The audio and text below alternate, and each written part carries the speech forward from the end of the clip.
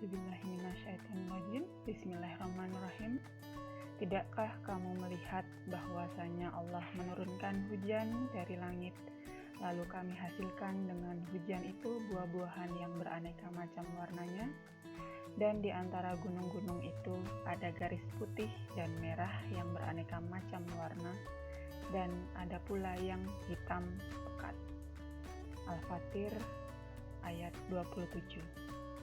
Ya, baik adik-adik, dari kutipan dalil Quran berikut, ya, kita bisa membaca bahwa Allah Subhanahu wa Ta'ala sudah menganugerahkan kita, salah satunya adalah warna.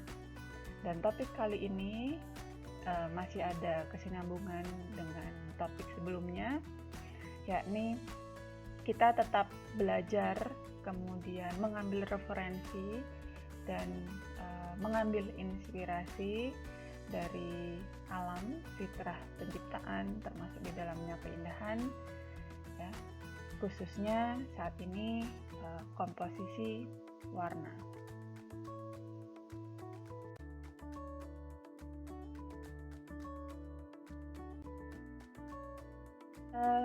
Kita mulai terkait dengan warna, ya. Kalau kita kembali kepada kitab kita, ya, rujukan kita, kitab petunjuk hidup kita, bahwa warna menurut yang saya cermati, saya tangkap, itu berawal dari kata anur, gitu ya, entah sifatnya berupa cahaya matahari, gitu ya, sinar bulan or moonlight, and then bisa termasuk juga cahaya kilat, seperti itu, dan mungkin yang lain juga, ya. Nah, ternyata pada saat saya mencoba meng-cross check, ya, literatur ilmiah, gitu ya, yang sudah dirumuskan oleh para saintis, ilmuwan, gitu ya, ternyata disepakati bahwa warna memang sebuah kesan yang diperoleh dari cahaya, masya Allah, gitu ya. Atau juga dari sisi versi barat, kalau yang kedua ini adalah Kamus Besar Bahasa Indonesia, ya. Kalian saya harap sudah familiar dengan nama tersebut. Kemudian saya cross check dengan referensi barat, ya. Ternyata ada kesamaan juga, ada kata kuncinya light, ya. Alhamdulillah kompak, gitu ya, seperti itu. Nah, tapi ya kalau karena saya atau kita semua muslim, ya masya Allah, ya, jadi semuanya memang sudah tertera, tinggal manusia sebagai makhluk yang berakal untuk memecahkan segala petunjuk yang diberikan oleh Allah Subhanahu wa Ta'ala. Kemudian kita masuk warna-warna, ya, yang mungkin disebutkan di dalam Quran, ya, terutamanya adalah warna dasar, ya. Jika saya rujuk terkait dengan referensi yang ada sekitar 1, 2, 3, 4, 5, 6, ada sekitar 6 warna yang berkali-kali disebut di dalam Quran, ya. Ya, berkali-kalinya ada bervariasi, ya. Kalau tidak salah, yang paling agak banyak itu adalah warna merah dan hijau, seperti itu. Nanti Anda bisa cross check kembali. Kenapa warna-warna ini disebutkan dan apa hubungannya dengan konteks keilmuan yang bisa dinalar oleh kita? Selain terkait dengan penggambaran kehidupan manusia, kehidupan di bumi, ya seperti hijau misalnya itu penggambaran kehidupan di bumi. Kemudian ada buah-buahan, ada dedaunan, pepohonan dan sebagainya, termasuk pelangi, gitu ya. Itu juga menggambarkan, mengisyaratkan gambaran surgawi, juga seperti itu,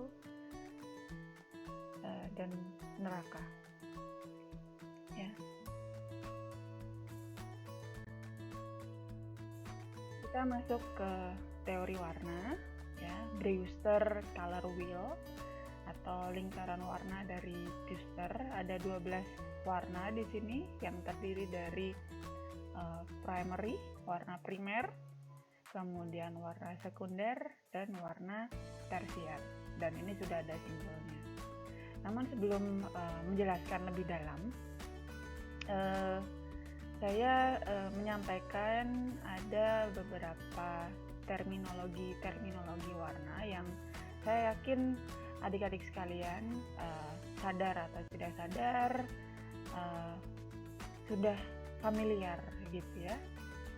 Mulai dari kalian outfit of the day mengkombinasikan warna, kemudian bagi yang punya passion terhadap visual grafis, kemudian fotografi, gitu ya, tidak akan asing dengan istilah RGB, CMYK, kemudian ada hue, ada saturasi atau saturation, kemudian ada tint, ada tone, ada shade, ada value.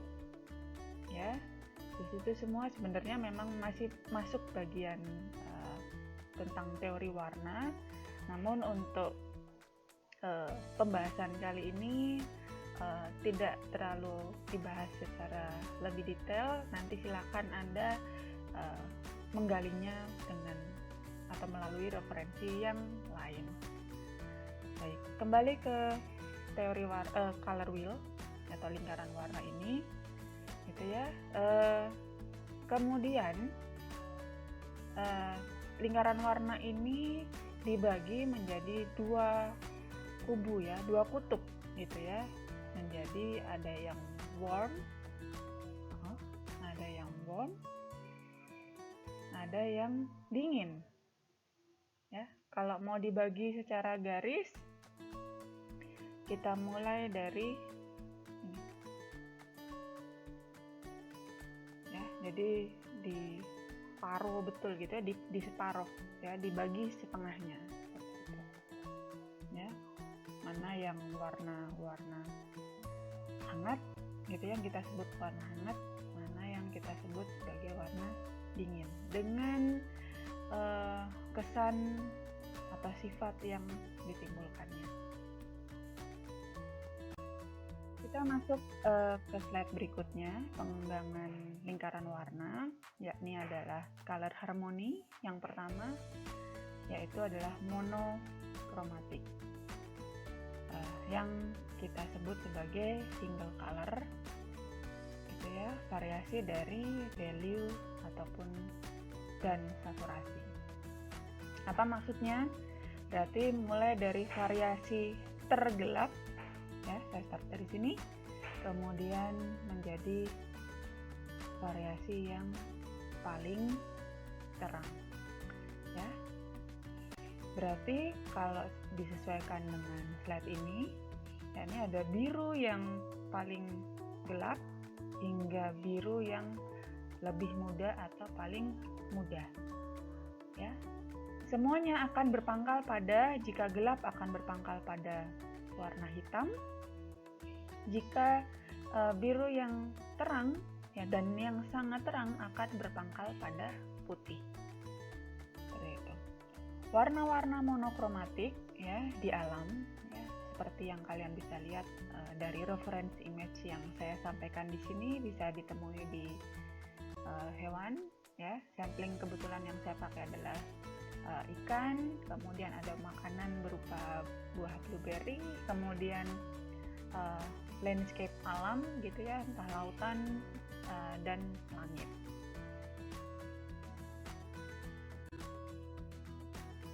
Untuk color harmoni yang berikutnya adalah complementary ya. Jadi silahkan direview di lingkaran warna gitu ya. Ini adalah berupa sebuah pizza warna yang saling frontal berhadapan 180 derajat ya. Contoh di sini saya gunakan sampling warna kuning dan sampling warna ungu. Untuk komposisi komplement atau kontras yang lainnya silahkan di cross check sendiri di lingkaran warna. Kemudian ada double complementary gitu ya, atau double contrast, atau juga sering disebut quadratic ya. Nanti kalau kalian pengen browsing lebih lanjut ya, keyword tadi silahkan ketik di Google seperti itu ya. Nah, di sini ada contohnya ya, apa saja. Jadi yang memang kontras seperti penjelasan sebelumnya 180 derajat, tapi ada dua kontras ya, atau dua pizza yang saling berhadapan atau frontal berhadapan. Kalau secara jumlah memang ada 4 warna total seperti itu. Nah, di sini samplingnya adalah warna biru, kemudian biru kehijauan, orange dan red orange atau merah yang keorenan gitu ya. Nah, ini bisa dilihat ini di alam gitu ya, ada vista gitu ya, ada sudut pandang dari view landscape. Ini kebetulan samplingnya adalah di negara subtropis ya, karena di negara tropis khususnya Indonesia ya kita tidak akan menemukan pepohonan dengan daun yang berwarna oranye ya. Ini ada di negara subtropis. Berikutnya adalah split complementary gitu ya. Jadi ada kontras gitu ya, tapi tidak persis berhadapan nih. Ada yang berpisah di sini ya. Inilah yang disebut split. Dipisahkan oleh satu pizza warna seperti itu ya. Untuk yang lain nanti silahkan di cross check sendiri di lingkaran warna ini ya. Masuk ke color harmony yang kelima, ada triadic ya. Di 2 slide sebelumnya saya menyebutkan ada quadratic, ada 4. Kalau ini jelas dari namanya ada 3, yaitu 3, yang disimbolkan dengan simbol segitiga sama sisi ya. Itu yang nanti bisa diputar gitu ya. Jika kalian pengen menginginkan warna triadik yang lain, silahkan diputar seperti itu menggunakan panduan segitiga sama sisi ini. Yang jelas harus menghasilkan perbedaan 120 derajat.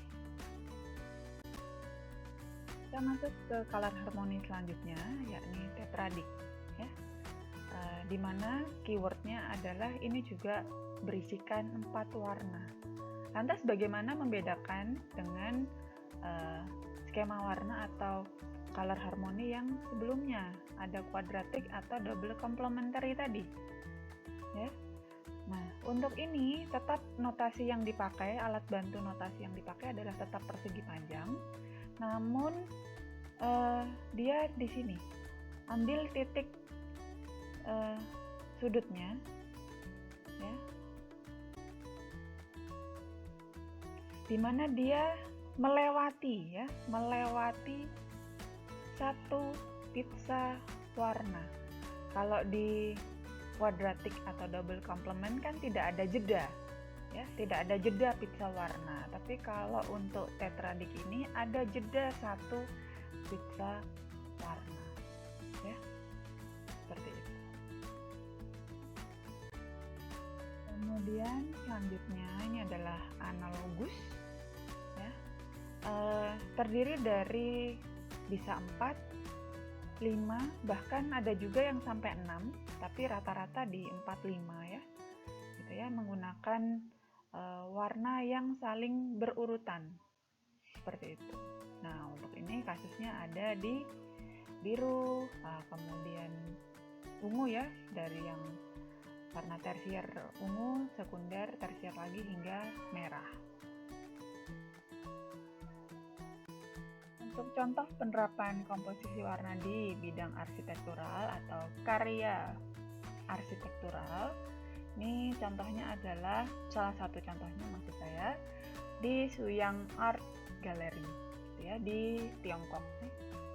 Nah, pada karya ini tidak menggunakan warna, dalam hal ini cat ya, atau pigmen cat, tapi mengoptimalkan material utamanya yang memiliki warna sudah sangat indah sekali, yaitu adalah bata merah atau terakota. Sehingga skema yang muncul adalah monochromatic orange yang sangat indah. Nah, bagaimana dengan contoh yang lain? Nah, contoh yang lainnya baik di bangunan eksterior maupun ruang dalam atau yang kita sering sebut sebagai interior. Silakan adik-adik sendiri yang berselancar ya, karena referensinya akan sangat banyak kok ditemui ya, mudah ditemui. Baik, sekian saja materi dari saya. Semoga bermanfaat, dan atas atensinya saya ucapkan terima kasih. Alhamdulillahirabbil alamin. Wassalamualaikum warahmatullahi wabarakatuh.